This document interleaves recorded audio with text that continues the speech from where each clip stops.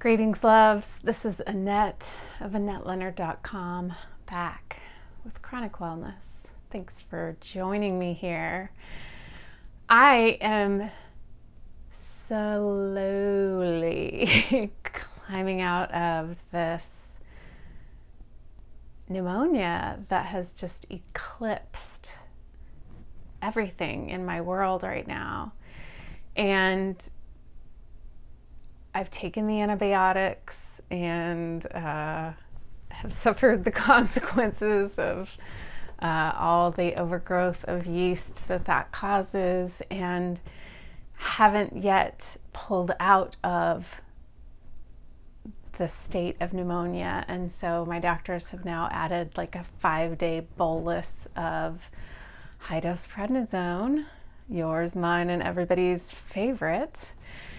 And I'm spending just hours and hours on my own and in isolation, as is so often the case when our pain and illnesses take a turn and eclipse us.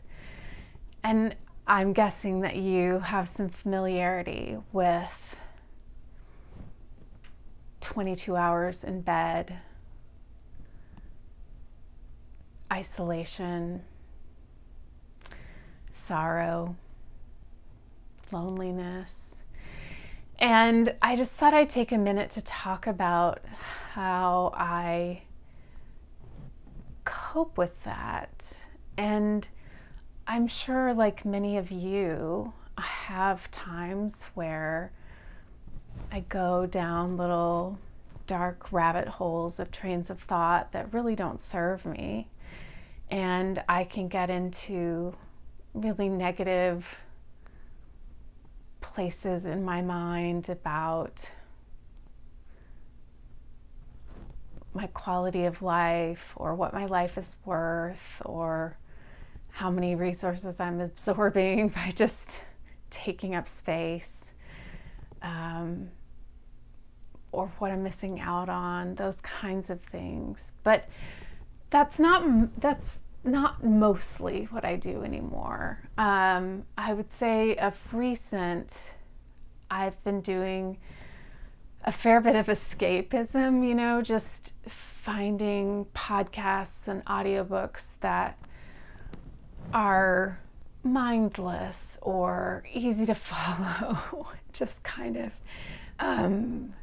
thoughtless brain candy, I guess.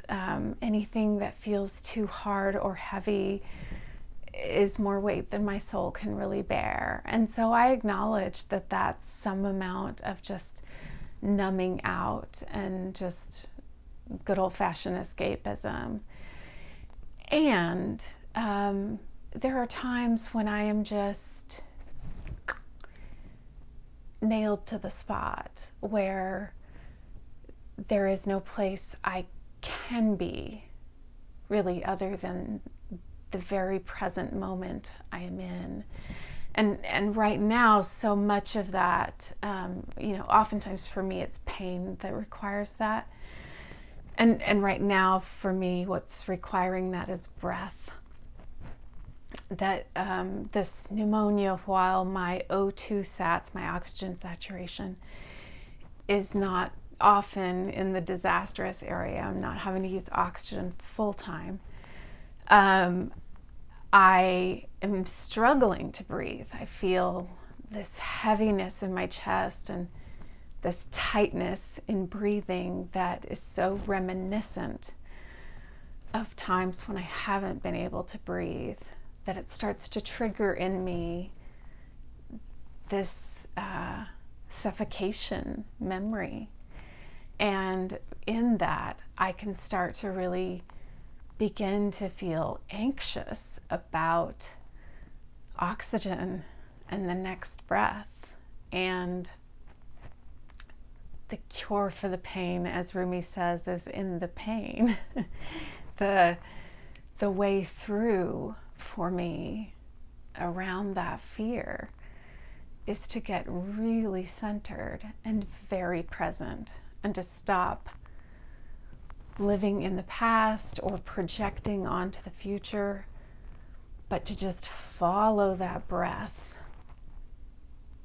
and notice that it's happening. And follow the exhale and acknowledge that air is getting in and carbon dioxide is getting out, and that there's room for the next breath. And so I guess that's to say that all of these hours alone, I'm sort of vacillating between escaping and getting really present, and escaping and getting really present, and that the concerns of the broader world, you know, what's happening in the Ukraine, for example, I'm not up to date on, and is bigger than my crumbling ability to hold things right now can really on board.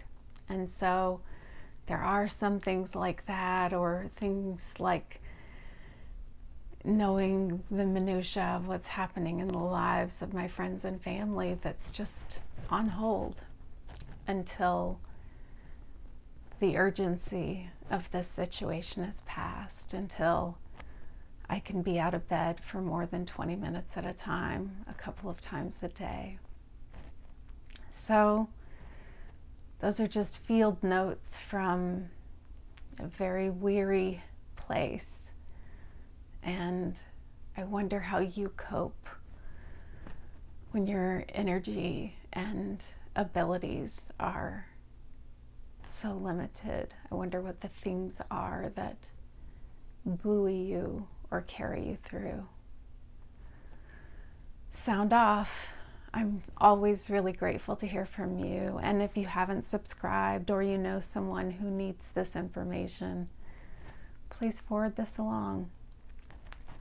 Until we're together again, I thank you for your time and attention, and be well.